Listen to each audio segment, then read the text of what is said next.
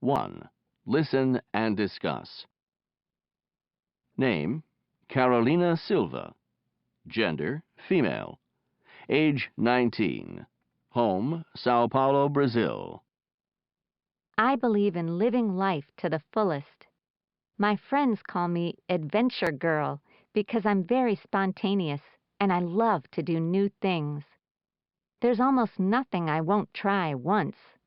For example, I've gone bungee jumping and parachuting. I've eaten frog legs and chocolate-covered crickets. I like to set challenges for myself, and I've found that I can do anything I set my mind to. I'm also a very straightforward person.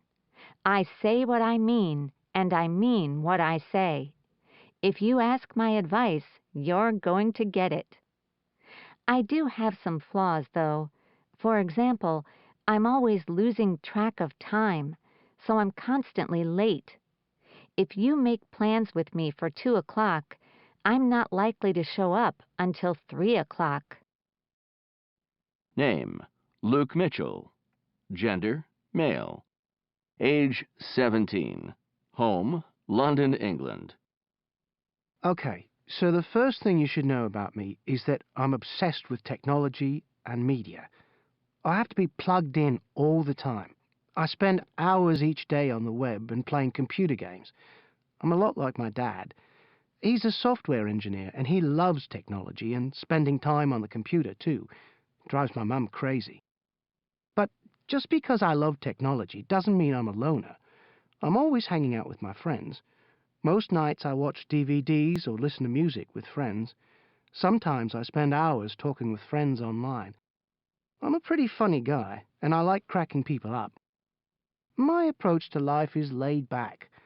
I like helping others lighten up and not take life so seriously. Name, Jenna Stewart. Gender, female. Age, 16. Home, Vermont, United States. If I had to describe myself with one phrase, it would be down to earth. I also love being outdoors. Being in nature makes me feel peaceful and happy. I especially love the quiet of morning. One of my favorite things to do is wake up really early before the rest of the world has woken up and go for a long hike. I'm not always quiet, though.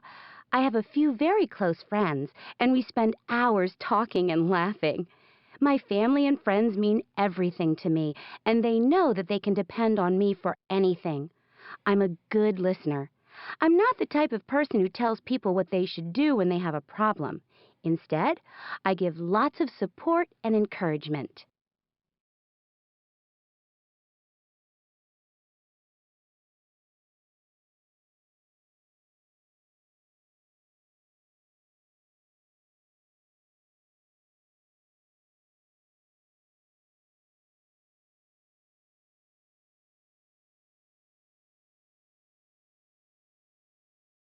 Four.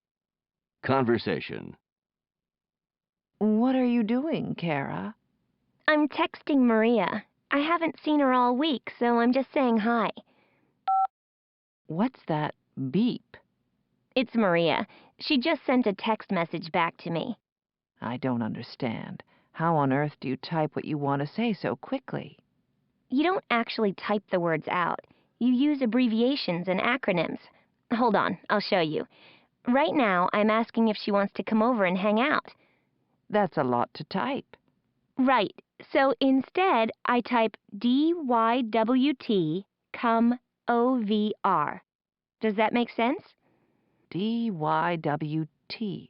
What does that mean? DYWT means do you want to? It's the first letter of each word. Oh, okay. Now what? She'll respond in a second. There. What did she say? GR8, BOVRN, 10, MINS. I think I get it. She's saying, great. Be over in 10 minutes? Now you've got the hang of it, Grandma.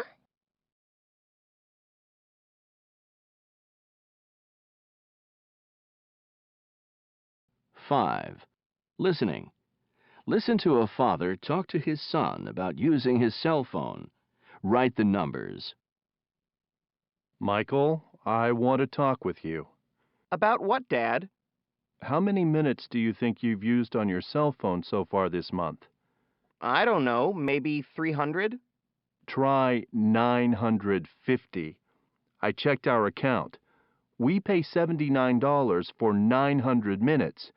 You've used up the whole family's minutes, and we're only halfway through the month.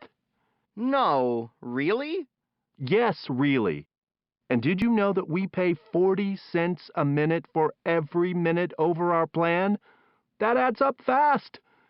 The extra 50 minutes you have used so far will cost $20. Wow, sorry, Dad. I'll cut back on my calls. Sorry isn't enough. You're 17 years old. You need to start contributing some money towards the cell phone bill. Aw, Dad, how much? Since there are 3 people in the family, I think you should pay a third of the bill. And if you use more minutes than we have in our plan, you'll have to pay the extra charges. Okay, I guess that's fair.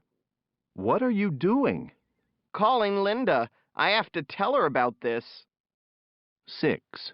Pronunciation. When counting teen numbers, such as 13 and 14, stress the first syllable. When using these words to talk about quantity, time, or money, stress the second syllable. In 10 numbers, such as 20 and 30, always stress the first syllable. Listen and repeat the sentences. Circle the correctly stressed numbers. 1. That hat costs $17.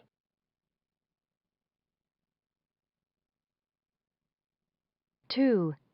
We pay 40 cents a minute.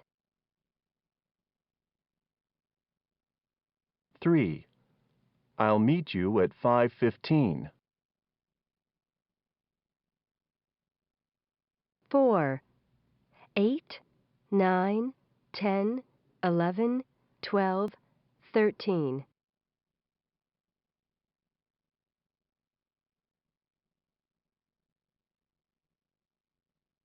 5.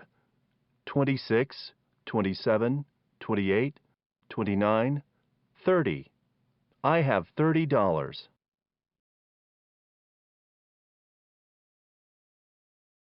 8. Reading.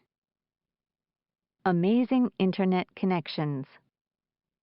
We all use the Internet to connect with people. Using email, social networking sites, and chat rooms are ordinary ways that people connect.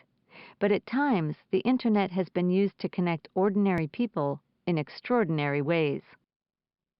Saving a life. 12-year-old Sean Redden from Denton, Texas, was in an Internet chat room playing a cyber fantasy world game. Suddenly, someone entered the room asking for help. The person said she was a Finnish business student who was locked in her college's computer lab. She said she was having an asthma attack and couldn't breathe. Redden wasn't sure if this was part of the game. However, as he later told the Dallas Morning News, he decided it was too real to be a joke. So Redden called the police. With the additional help of international phone operators, Finnish paramedics found 20-year-old Tara Lehtinen and gave her the medical attention she needed. Without the Internet and the efforts of a 12-year-old boy half a world away, she might not have survived. Finding the girl of your dreams. It was just an ordinary Sunday night on a crowded subway car for Patrick Moberg, a 21-year-old web designer in New York City. Then suddenly, the girl of his dreams got on his subway car. But before he knew it, the subway stopped, and the beautiful, rosy-cheeked woman got off and disappeared in a crowd of people.